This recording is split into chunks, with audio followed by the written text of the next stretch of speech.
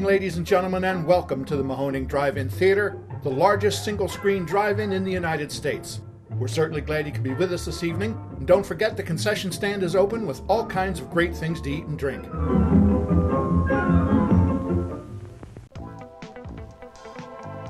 .3 Mahoning Drive-In Radio, your old friend Virgil back once again for another exciting episode of the podcast. As you guys know, the only podcast dedicated to the love and revival of our beloved drive-in culture, joined as always by my co-host and general manager extraordinaire, Mark. Say hello, my friend. Hello, my friend.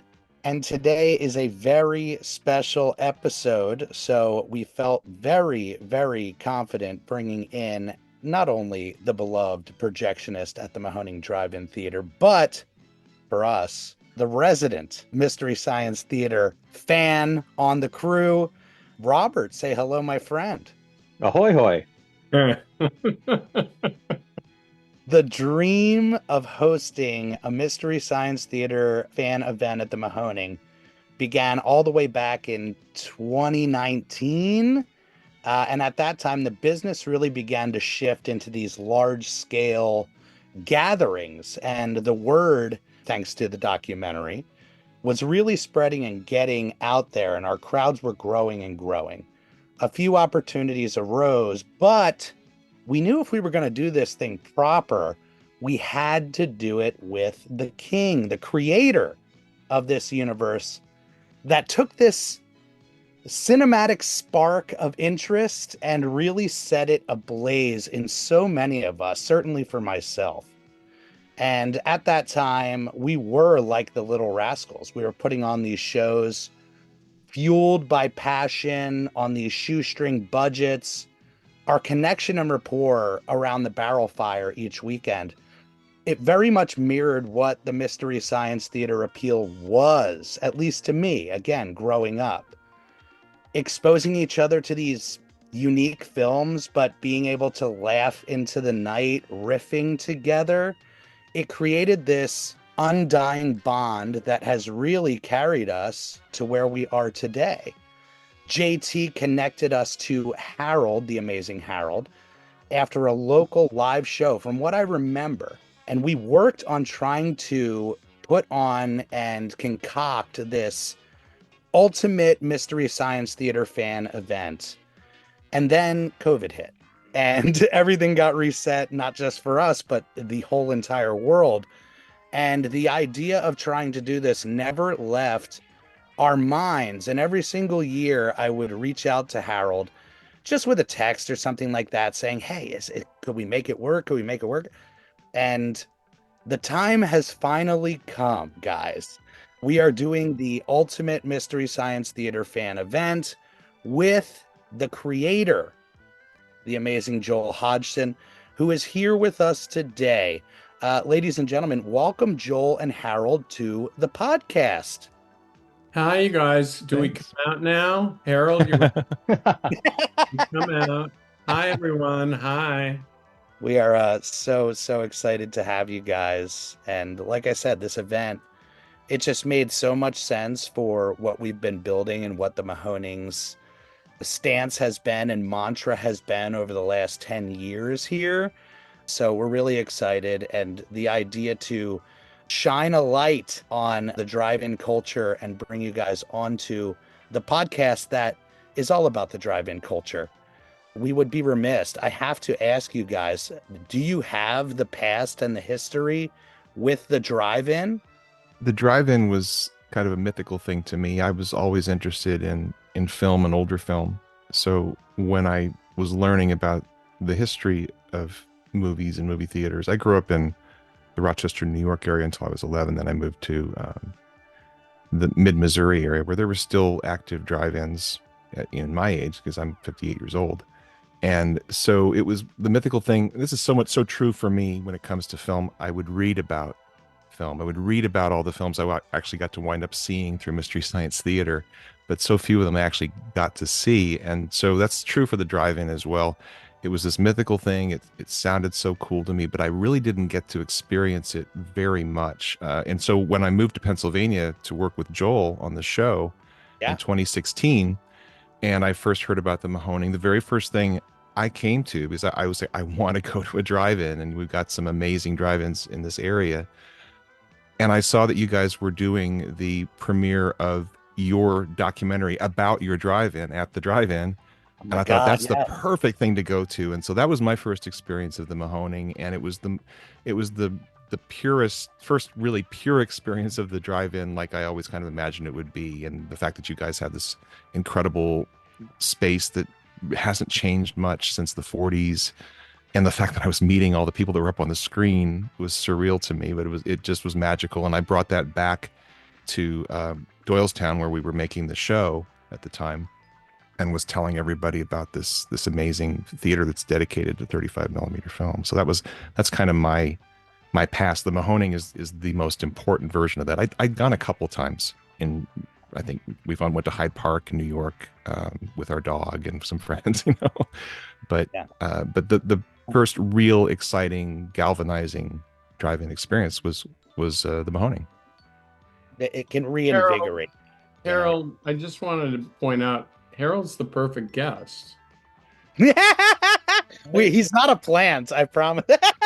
Claim him probably the best guest the Mahoning podcast has had, don't you think? I'm telling you, we love him so much, and this is something that's carried on through. I know, and his voice is, if you could be in the room with Harold, he's a good-looking man, but his voice is dynamite.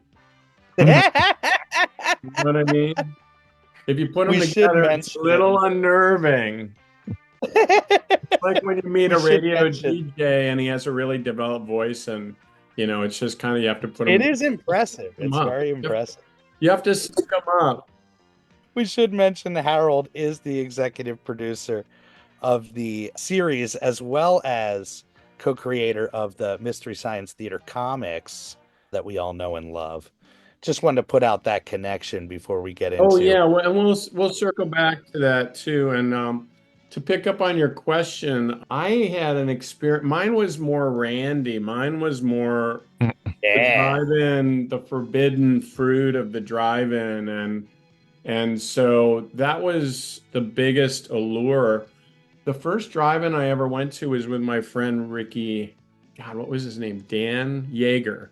And his parents said, "Oh, we're going to the drive-in," and they asked my folks, and we went, and it was rated M for mature. Yes. And it was a Yul Brynner movie. It looked like it was made in Europe or something. He's a cop, and it's like a shoot 'em up movie. And it was the first experience with like an adult screening. And I don't remember any nudity or anything, but it was like, they might have said shit or something on screen. And, it was enough for me to go, oh, yeah, there's movies for grown-ups out there. I got to look out. and so then later, as a teenager, you start to spot the drive-in. I grew up in Green Bay, Wisconsin, and there were two theaters on either end of town. And you could kind of track them by the marquee, right? And so the marquee was how you kind of discovered what movies were playing. And I remember one especially, isn't there some crazy, it's got Schwarzenegger and he's a cowboy and the Anne Margaret's in it. And that was the villain. It's a Hal Needham movie. With, it was basically a live action Roadrunner cartoon. Yeah, it was very funny, but sexy, like Anne Margaret was sexy in it. And so I remember that being on the periphery, and Russ Meyer movies coming to town, like Super Vixen, and that was like the most hot kind of thing. I went to a Trinity Film Fest, when you drove into the marquee, it said 3 Trinity flicks. Right? And then we went in there and it was amazing, and those movies are great, and they're like, that to me was the consummate drive-in experience. Yeah. And I think I saw Rock and Roll High School at a drive-in. I think I saw what was that first Ron Howard movie, Grand Theft Auto or something. Great drive-in flick. Yeah, and so those were the kind of movies those were ones I was seeing. I didn't see the Russ Meyer movies. I knew guys that went to them, but that was like too adult. I just couldn't get my head around. I wasn't that guy. and I didn't feel comfortable doing that. And then when we were leaving the three Trinity flicks, the funniest thing happened. Somebody had gone and taken, some genius had taken the word flicks and flicks together to read, so it said 3 Trinity fucks. These wise guys. A genius. But anyway, we can edit that part. So anyway, because I know it's a family show. Yeah. So anyway, that's kind of a pastiche of my experiences with the drive-in. I felt lucky that I had that experience, that kind of American teenage coming of age experience. And kids would go and make out. Like I knew kids that were going and making out at the drive-in. And I, was with kids, around kids that were doing it. I had never done it, but that seemed like that was on everyone's mind about making out. Sure. Right? That was just into it, like you could easily make out and you should make out. Right? Yes. So I think those things were all kind of part of my experience with it. And then later I got to do I think during COVID, we did an event here I'm kind of closer between you guys and like Philly. And we did an event that was at None Such Farms. That was a drive-in. Yes. We screened some things, and it was simply an event that we did for a fundraiser for Big Brothers and Big Sisters here in the area. And so we got to do that, and they just couldn't afford the license. Like the license was so much, and it was a fundraiser. I think they were just trying to license from Pixar or something. And it was very expensive. Tough. And so they asked me to do it because I could get, I know somebody. So anyway, that's kind of my side of the story too. And that was kind of it, getting to do it, but always loved the idea of it. I love the idea that families would go, and there was a lot of G-rated movies that were at drive-ins too. And when kids got to go to like Oliver or Mary Poppins or something at a drive-in, it was electrifying. You'd hear about it. Yeah. But I never got that experience. I never got that. And one other note that's just so apt that just happened today was I'm working with Wayne White. You guys know Wayne White? He's the guy who did all the puppets for Pee-wee's Playhouse, and he's like did a million things. He's a fine artist now. Yeah. There's a great documentary about him. It's called Beauty is Embarrassing. Check it out. But I'm working on a show with him. We were just talking about Hanna-Barbera and just kind of like how they kind of always tricked us with the Hanna-Barbera cartoons because the openings were so well animated. Yeah. And they kind of tricked you, and then you drop into these really stiff, like Snooper and Blabber and talking to freaking, whoever, Hardy, whatever his name was. I don't know. I lose track, but, it was just like the Wallygator, right? The Wallygator, opening the Wallygator is stunning. Like he's water skiing and he's putting up big waves in the wake, and then it cuts to the regular cartoon. And it's just a walk cycle and 2 characters talking.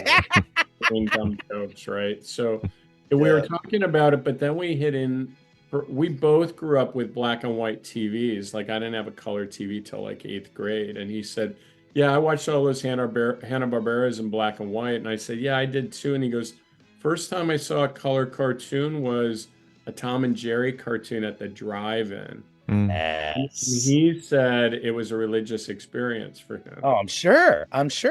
And I think that we landed on that too. We just got to like 16 millimeter, the projected image, that's when you really have that experience. But anyway, go ahead.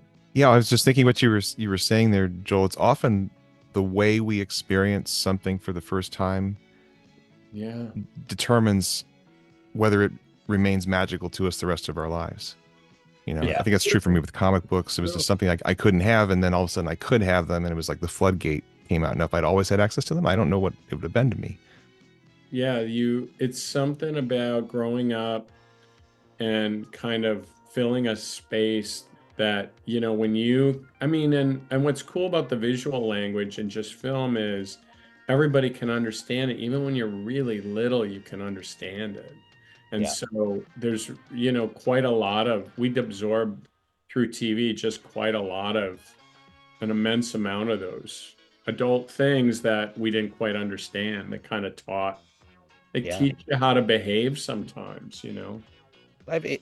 This is things you're speaking on is certainly the reasons why, you know, we shout it from the mountaintops, the preservation angle of the drive-in culture and why it's so important to have a community space where we can all come together. And you'll see at the Mahoning, we're surrounded by trees. So it's really an escape space where people can come and gather and not worry about the madness in the world, you know? So I gotta speak to that. I think it's wonderful. That's what motivated me to want to do it.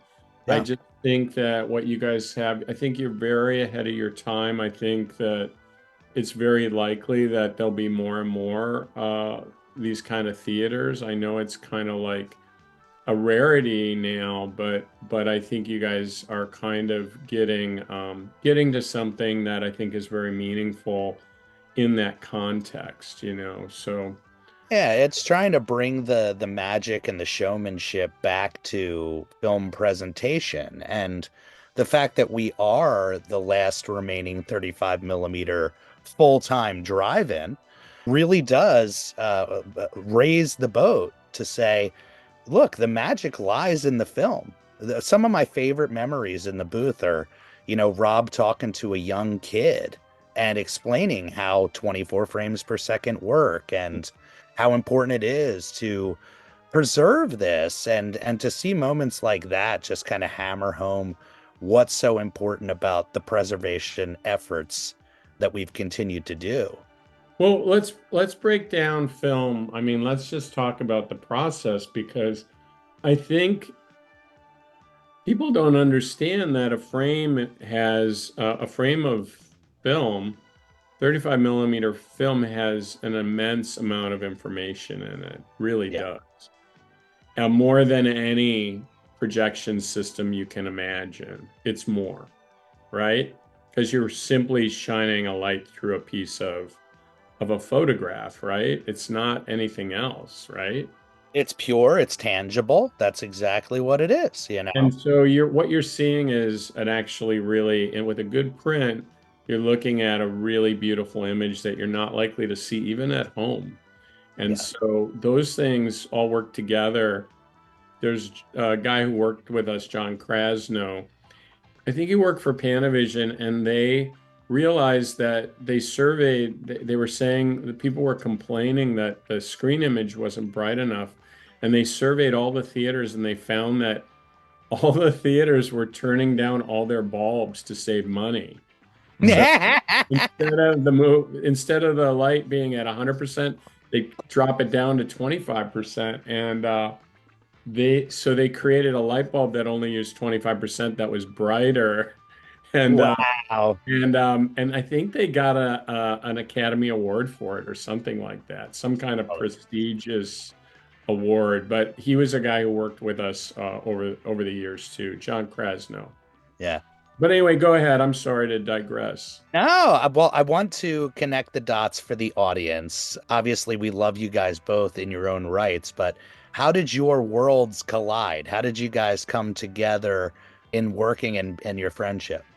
Well, Harold approached me, and I'll let him tell you his side of it. But this is after, you know, Mystery Science Theater that we know of, like the first 11 years was finished, and it had been dormant for about 17 years now. And I had done an iteration of it, you know, Cinematic Titanic. Mike and Kevin and Bill started Riff Tracks. Right, the road shows, yeah. And you know, those kind of movie riffing side projects. And Harold approached me, and we were doing Cinematic Titanic at the Performing Arts Center in Harold, what's I think it was in Newark. I believe it was. Yeah, the Performing Arts Center in Newark, and he came up and gave me his card, and I got in touch and said I want to do a Mystery Science Theater comic, and then we just started talking, and he kind of pitched me the idea of doing a crowdfunding. And I had thought of it before, but I didn't feel really capable on my own. And so we spent thousands of hours after that point talking about how we could do it and how it would work. By the end of it, we had kind of taken really a lot of work to get the deal kind of in shape to make that happen. That took a long time. And Harold helped me with that as well. So then we started doing the TV show. He worked as my executive producer. And so that's kind of how it worked. Harold, what's your version? Is that pretty close? Yeah, that is pretty close. You know, I gave you I was working at Archie Comics at the time Yes. as their senior vice president of publishing and operations. And my wife, Diane Cook, we were both going down to the Cinematic Titanic show, both huge fans. We were so thrilled to be able to see Joel in person. And she said, yeah, just give him your card and ask him if you want to do a comic book. And that's what Joel responded to. And we met. I always say this, but this was very kind of special to me that you'd just done the Comedians in Cars Getting Coffee with Jerry Seinfeld because of and then you were one of the first guests on that because you and Jerry go way back, and you had just met at this diner and shot, and that was like halfway between where I was and where Joel was. So that was where we met. It's in Edison, New Jersey, the Skylark, or yeah, the Skylark Diner. Yeah. And I just remember that was a for me, that was a really magical conversation. Number one, just to start to get to know you as a friend. Agreed. Yeah, that was. And it was like a 5-hour long lunch where we were just talking. You're telling me your backstory, how you realized the show was your legacy. You weren't done with it.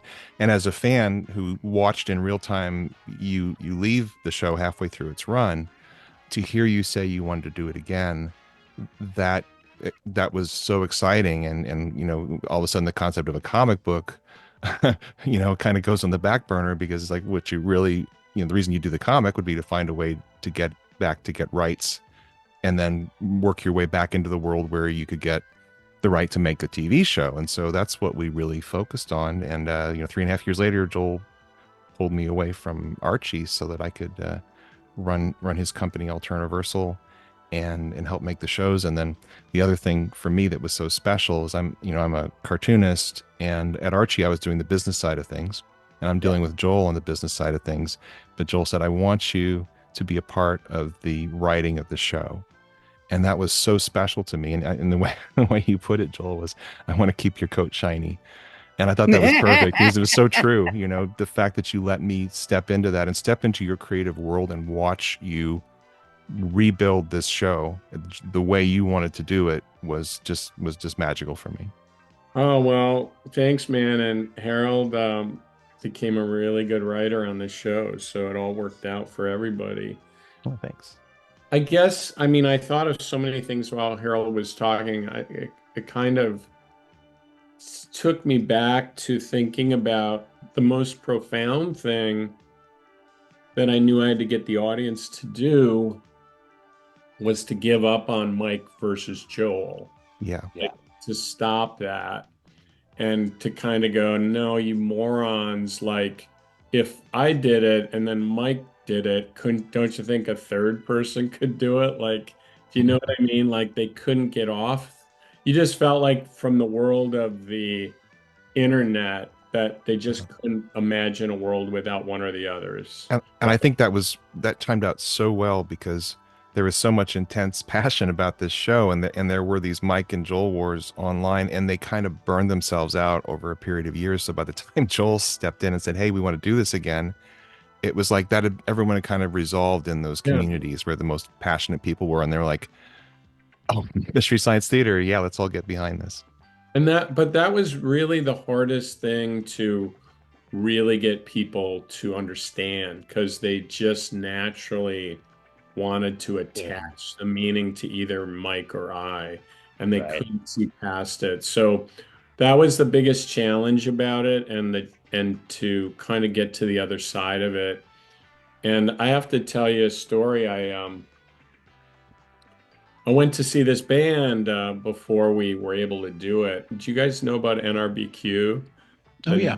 the Rhythm and Blues Quartet? And they've been around for really since like 1965.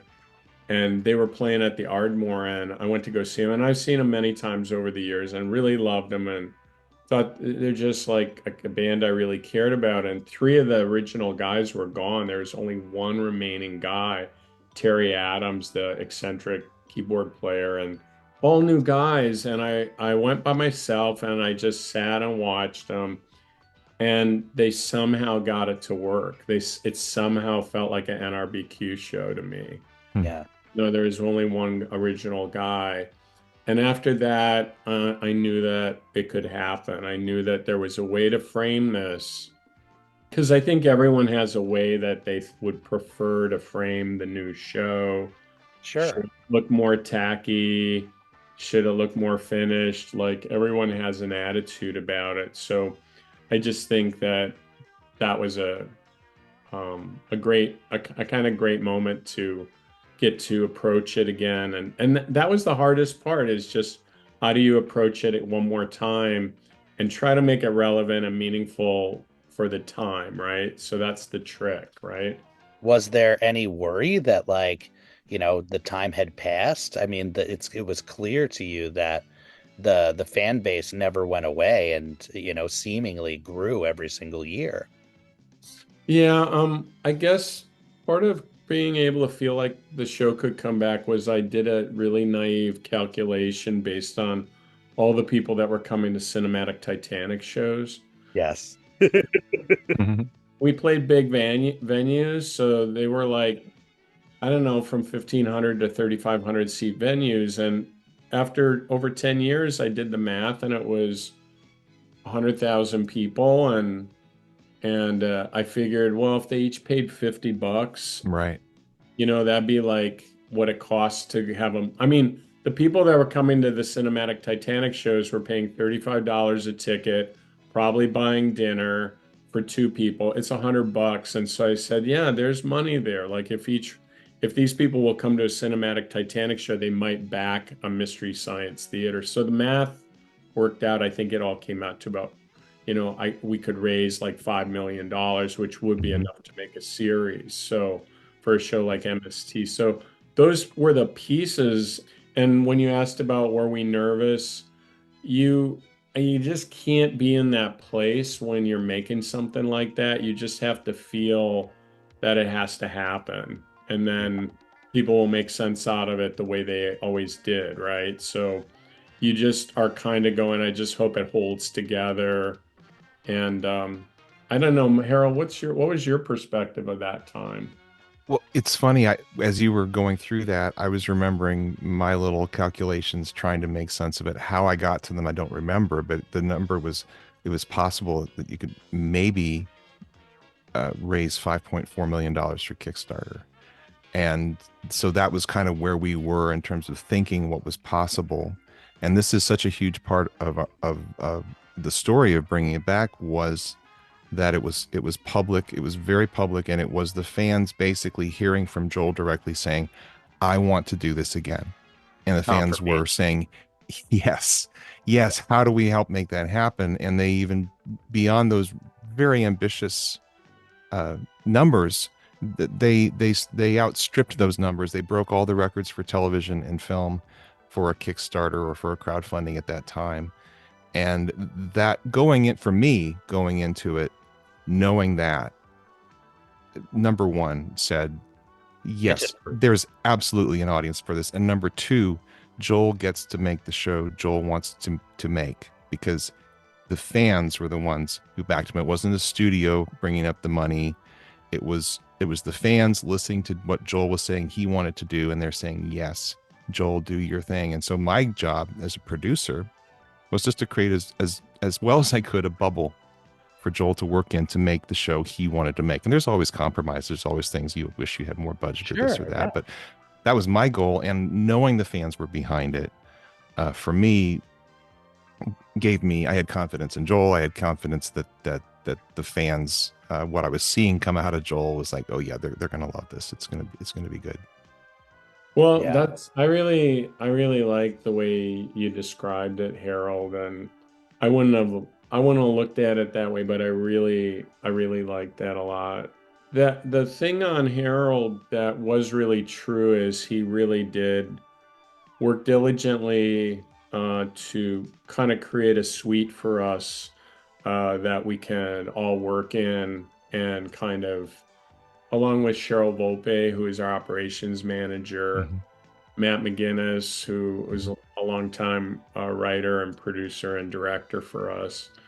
There are a lot of people And involved. Seth Robinson, yeah. Seth Robinson and Mary Christian, and it was just a lot of us putting everything into it and not wasting very much. I think that was another important point to us, and that's built into the show, is there can't be a lot of waste because our job is to try to get everything on the screen.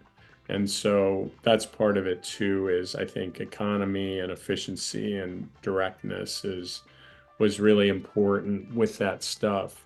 Speaking of which, I also got to do a fair amount of visual development with some really good people that helped kind of bring a lot of the visual stuff together, which was really important to get a unified look. Because when we did it originally, it was really traceable, you and me doing, most of it, sorting out all those things. Especially, I think the second season was when we really hit our stride, and we had the money and we had the time to get the sets in the proper place. I'm not a fan of the sets from first season, for example. But it was still just the two of you guys. Yeah, it really was. I think we pretty much put that whole thing together. I'm trying to think. The set itself, again, that was Trace's idea, the geodesic dome. And that came from a conversation we had about Buckmaster Fuller and how much we liked him.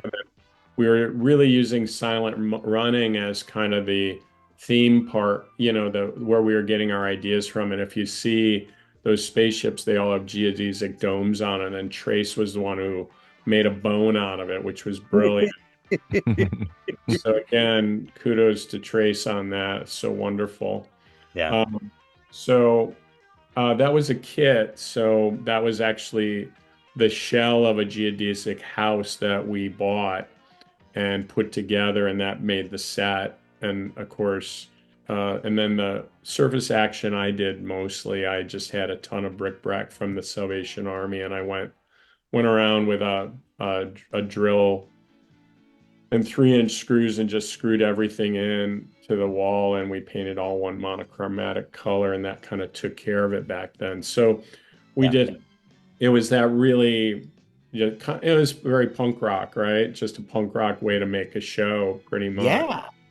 I mean, you're putting on a show. It's very Little Rascals. It's reminding me again of the crossover. And, to have the confidence that your fans are going to kind of come along with you. I liken this experience at the Mahoning and the growth of our popularity to being in a band, which I've been in many over the years.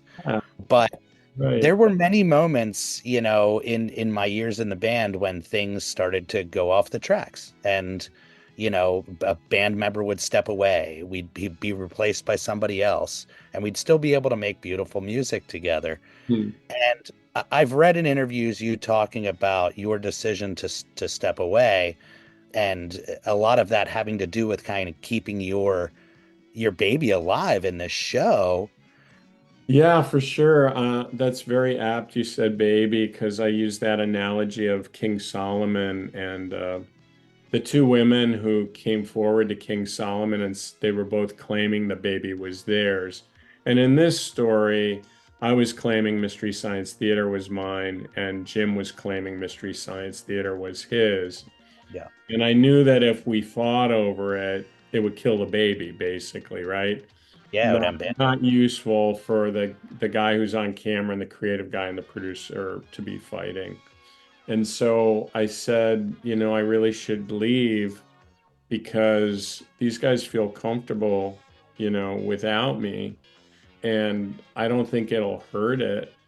But if it does, I'm that could happen too. Either way, I was kind of good with it because I, would make money if it succeeded, but I really felt like it was getting toxic for me in there, and kind of like I just was starting to not like being at work, and I never wanted to be one of those comedians that was super unhappy during the day and only could be funny on camera, right? Like that's the sad clown scenario. I really wanted to avoid that. And so I decided to leave. And that was really just, I mean, when I survey my life, there's this just the most brutal public thing I had to survive was, what does this say about me? This one thing that's gotten success, I have to leave. And so it was really, I think I'm just now still pulling scabs off it and going, God, you're still hurt over that, aren't you? Oh boy. And it's like, it takes, I mean, it's huge. It takes a long, long time. Yeah. And a lot had to happen for me to feel good enough to come back to it and to feel like it could work. So, it was really an amazing story that I kind of had to do in front of a bunch of people. And I just didn't really think I was going to have to do something like that. And I hope I don't have to ever have to do anything like that again. I think that's pretty sure I won't ever have to go through something like that again. But it's just so telling of your character, and thanks, I love the Mahoning. I'm a good guy. Let's just I'm one of the good ones. Yeah, that's right. Well, I love the Mahoning because, for years I was on a stage singing, performing, and then shifted from the theater into film.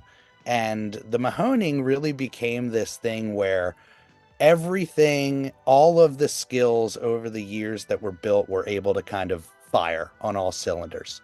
And you were able to create something for yourself that took all of your creativity and skill set and put it on display.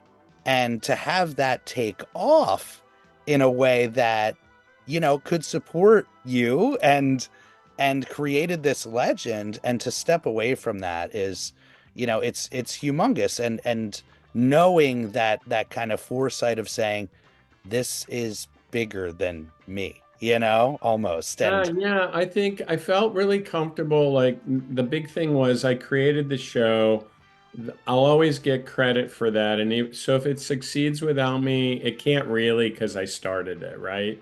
So I kind of was okay walking away, and it was really painful, but it just happened. And it's mostly because of, like any conflict, it's pride, it's always, but mostly it's you lose trust, right? Something happened between Jim and I where we quit trusting each other, and once that happens, it's over.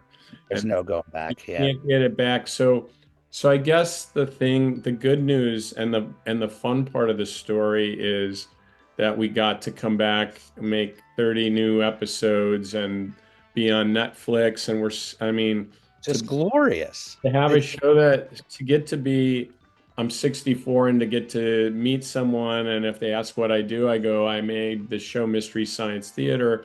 And if they don't know what it is, I go, oh, it's on Netflix, check it out. So it's like, for people my age, it's like a big thing. Like, it's, I don't have to say it's here on YouTube. It's good luck finding it. I swear it's a show. I see you.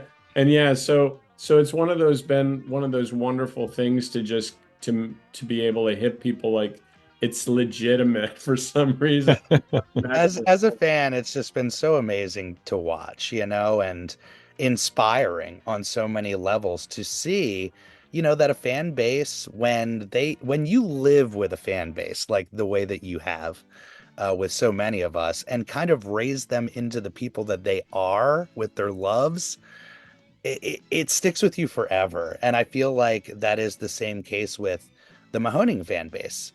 I feel like we've gone through so many ups and downs, and knowing that if we slip, they will catch us. It's an amazing feeling, and a place that so many businesses or creatives fight to be at. And well, that's really exactly right. And I mean, I'm just, obviously it sounds like you're grateful, and that's like the key to it all, is just kind of understanding how special that is. And just, there's so many things we try in our life and they don't return the energy we put into them, right? And so sometimes when that happens and it's reflected back in others, it's a wonderful feeling, right? So I think that's true. And the other thing I gotta say is it's adorable. The idea of a drive-in movie theater and playing, movies on real film is adorable. And I think everybody's going to want to do it. So I think it's one of those things. It's one of the most fun gigs that I get to tell my friends about, because it's very unique, inventive. And then when I bring up over the drive-in, who would have thought? When I bring up, John Waters is there the weekend before me, and he's doing a survey of trash cinema. It's like people suddenly get it and go, "Oh, what a great idea," Yeah. Yeah. Well, it is a dream come true. I want to certainly get to the show, but before that, I do want to give the guys an opportunity to pick your guys' brain. Before we kick it over to Rob, let's talk magic for a second. So that was really what kind of kicked you off on this whole wave, right? Your first initial creative love. Yeah, I was like a kid magician in Ashwaubenon, Wisconsin, which is a suburb of Green Bay. And Yeah.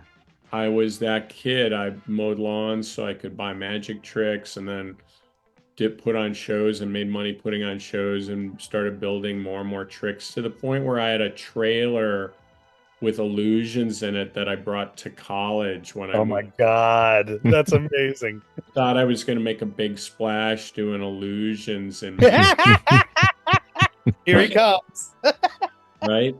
So I just always loved it, and it had this wonderful invitation to me, because my dad had a workshop and tools about, and he knew how to use them, and he could teach me how to use them. And I started building a lot of my own stuff, and it became this kind of component of my personality, where crafting the things, and I made puppets too. I did ventriloquism. So yeah, the way the puppet looked and crafting it, and I would always take a stock ventriloquist puppet and redo it somehow so it would be untraceable. You couldn't imagine where the origin of the mechanics of the puppet came from. Yes.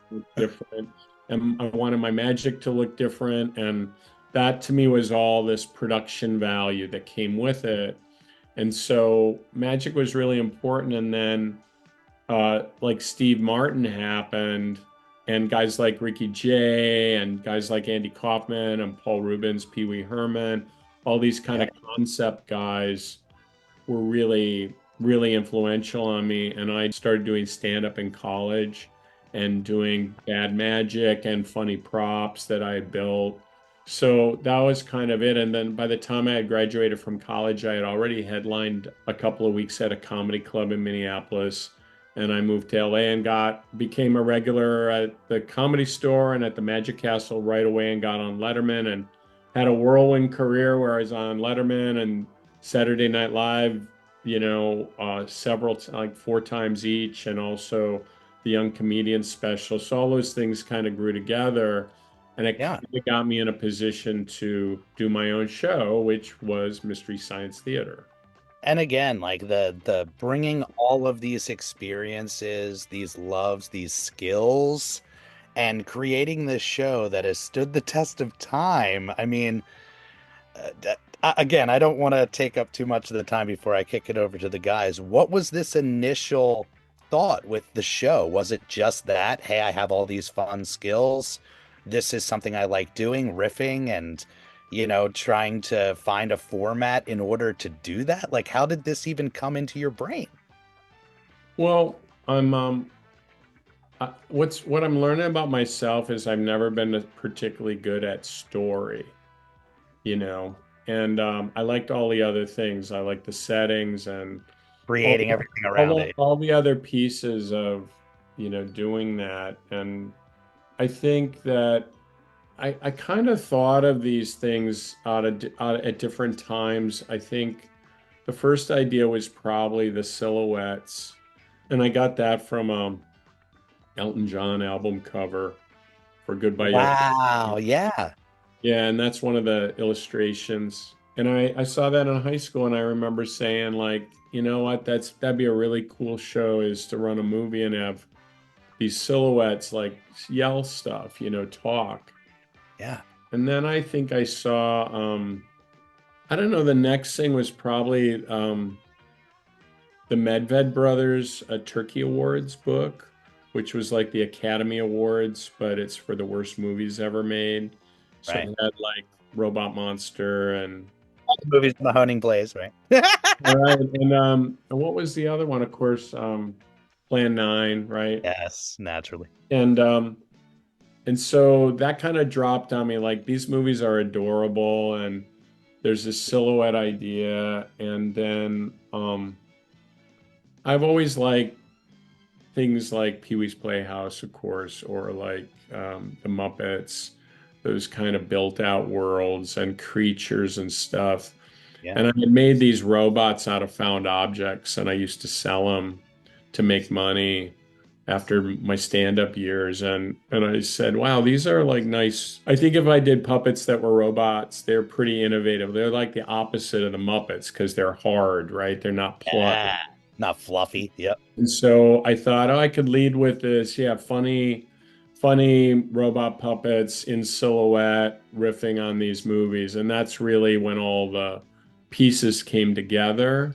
And then it was just simply kind of just figuring out elements like the doorway sequence. How do you seam the world of the show with the world of the movie? And so by going down the hallway, you understand that your characters are running away and they're getting in there. So those are all the big pieces creatively. And how do you do the doorways, and what's, in the world of the show, I understood would be very chunky model building, funny miniatures. And I'd seen that on like Saturday Night Live. There's a great sketch called Night on Freak Mountain with Frank Zappa and John Belushi, and they cut to this model of Freak Mountain with a little car driving up, and everybody laughed.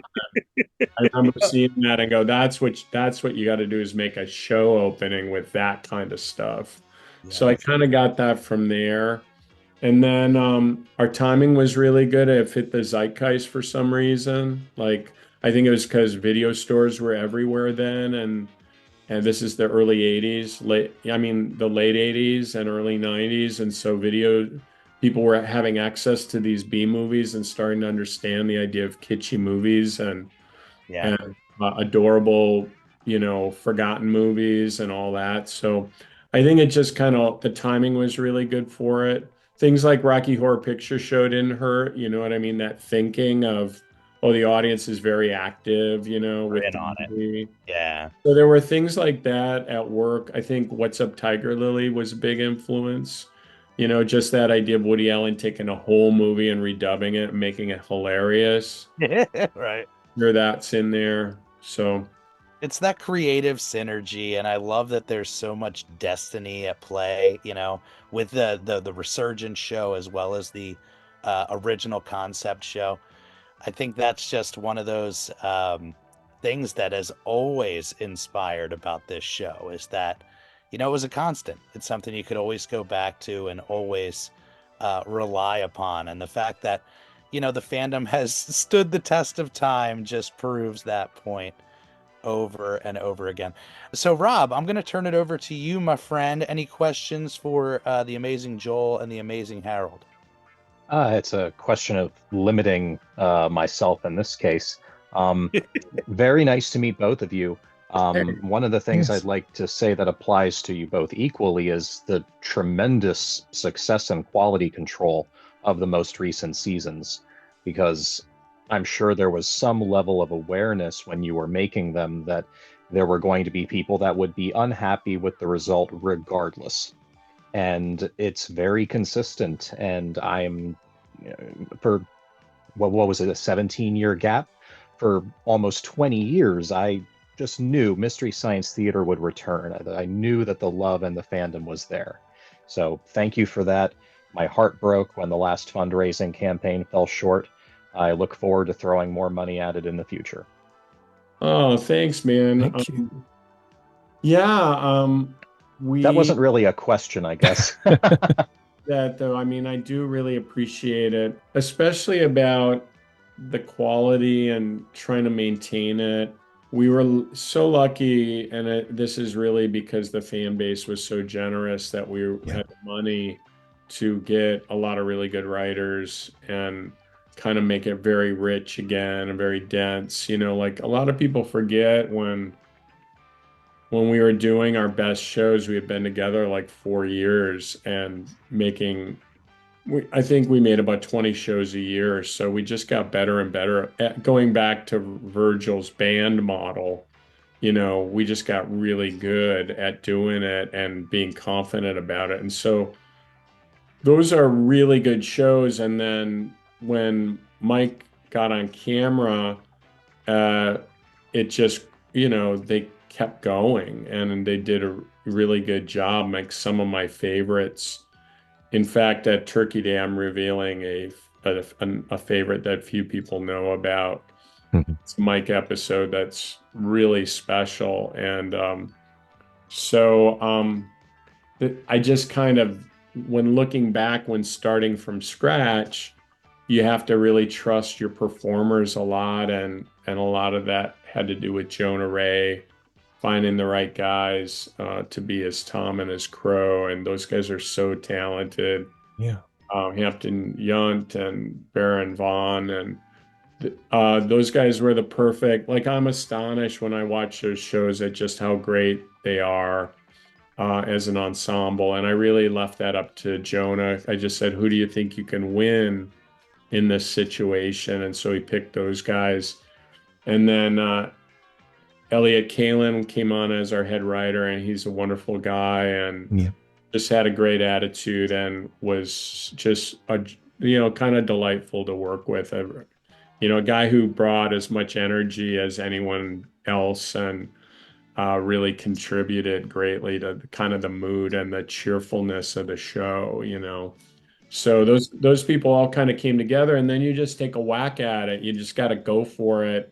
And that goes back to that punk rock sensibility where you've got all the elements and you just got to go and have the impact moment of making it and getting it to people, Right. So, but it really means a lot that you like them alongside the original ones, because those are real special. And we're just, again, that's the spirit of the show, is just other iterations of it.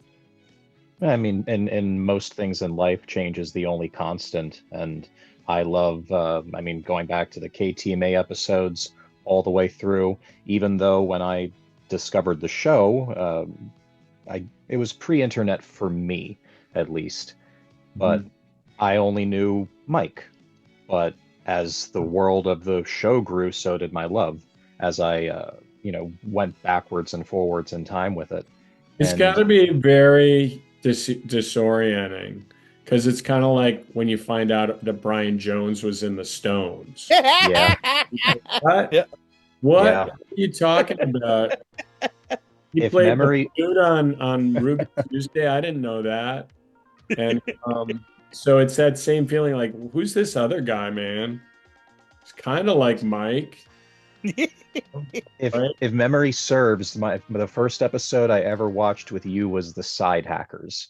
That was in an early DVD volume, I believe. And there's a lot of things I'd love to be able to go back in time and watch for the first time again, and that's one of them. I guess if I have any questions, I don't know. I mean, one of the things I really like about the event you've programmed for the drive-in is highlighting movies that, as I understand it, you wish you could have riffed. We're showing The Big Circus and The Seventh Voyage of Sinbad. I tried really hard for season 13 to get The Big Circus, and simply put, studio movies usually aren't available to us because they're cost. And of course, because the Irwin Allen Archive and so many valuable films, I think they'd be very sheepish to let us license that movie. But it's a beautiful, it's kind of unreal how beautiful and I'm so excited for this. made. You won't believe it. And on the big screen, it's gonna blow minds. It's really crazy. There's some crazy stuff in there and details that I don't think you'd ever see on TV. And Victor Mature's in it, and it's outrageous as hell. He's the circus boss and with the heart of gold, and it's really neat. And that one I really wanted to riff. And Seventh Voyage of Sinbad, I hold it in such high regard that I don't know if I could get my head around trying to make fun of it, because it's too cool. Yeah. It blew my mind when I saw it, and I saw it projected. The first time I saw it wasn't on TV. It was at a rec center on 16 millimeter, and it just fucking blew me away. It was just like such a wonderful thing. And I don't know why, but to me, that moment, I afterwards, I would have dreams about that Cyclops, and I would have dreams in stop motion. And it was such a fun experience, you know. It was actually just a completely filmic experience for me. Such a perfect choice.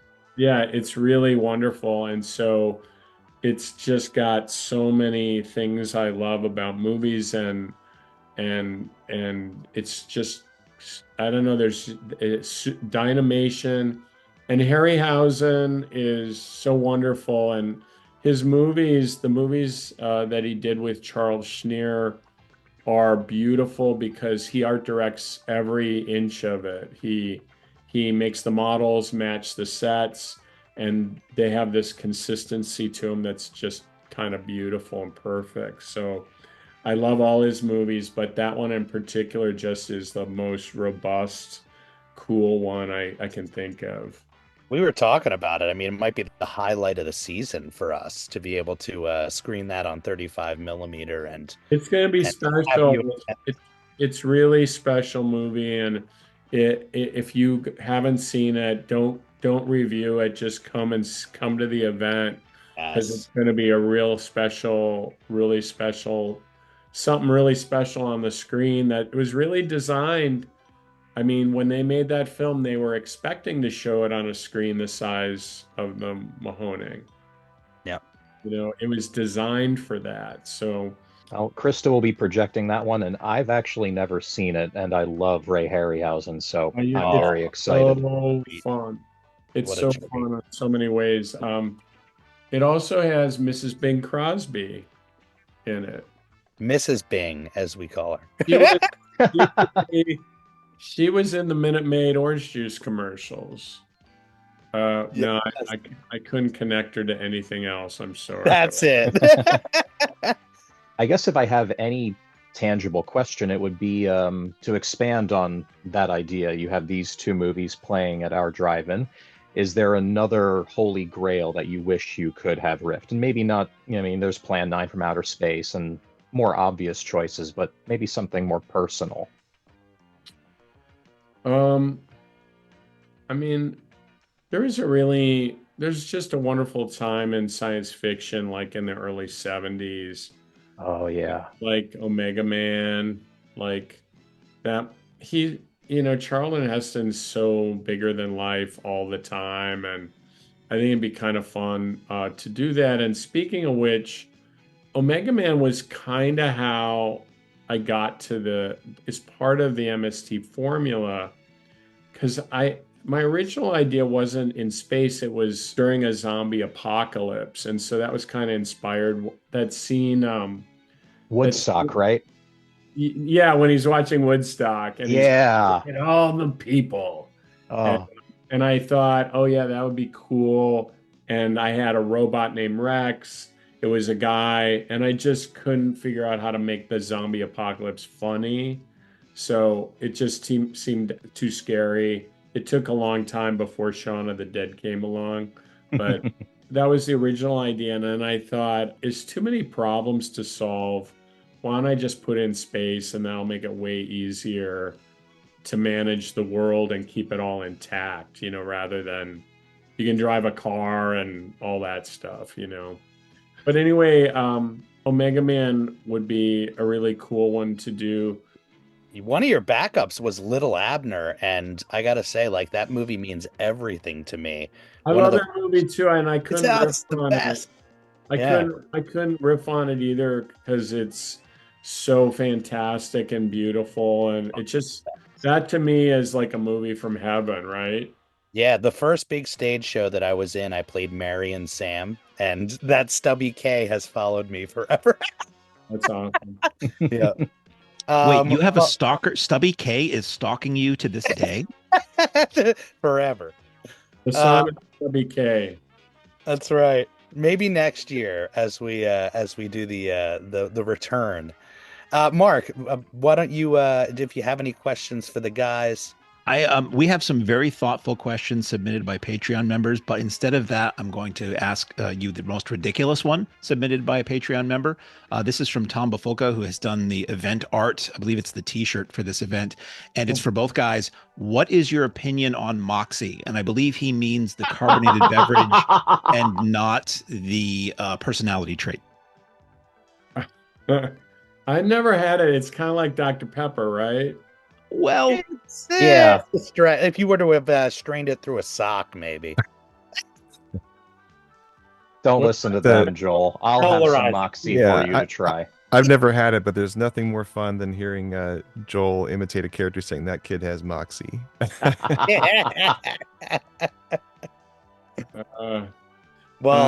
We can't wait to have you guys out. It's going to be so fun. I can't wait to be there, and I'm really looking forward to it. So thank you guys. And thanks. Thank you. We'll see you there, Harold. That's great. And if you guys want to continue on without me, the last thing I'll say is we've been talking about this. One of the things is we're going to get to see people, obviously, in and around this event.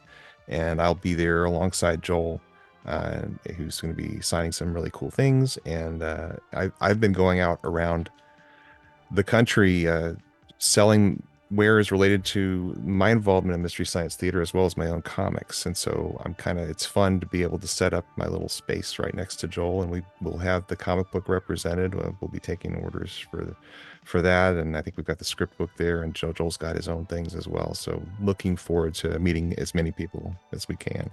I'm super proud of the comic book and very grateful Harold had so much experience, and we brought so much great experience to the project. I really appreciate it. Destiny has brought you guys together. Yeah, that's right. As you leave the theater, folks, please be careful. Don't let this happen to your car. Be sure to remove the speaker before you leave. If you should accidentally pull a speaker loose, please turn it in at our snack bar or box office. Thank you. I'll end it with this by saying this is a dream come true event for us. The idea of watching Mystery Science Theater episodes on the massive Mahoning screen is only made better by the idea of having you with us, choosing that third film. It's just, again, magic for us. So thank you for joining the Mahoning family and making this magic for the fans. Oh, I'm really looking forward to it. I can't wait. We'll see you guys out there. Sounds great, my friend. And on that note, Jeff, take it away, my friend. Ladies and gentlemen, thanks again for coming out tonight to the Mahoning Drive-In Theater. We hope you'll come back and see us again real soon. The exit is on the right-hand side of the screen at the front of the field, and most importantly, have a very safe trip home. Good night, and God bless you.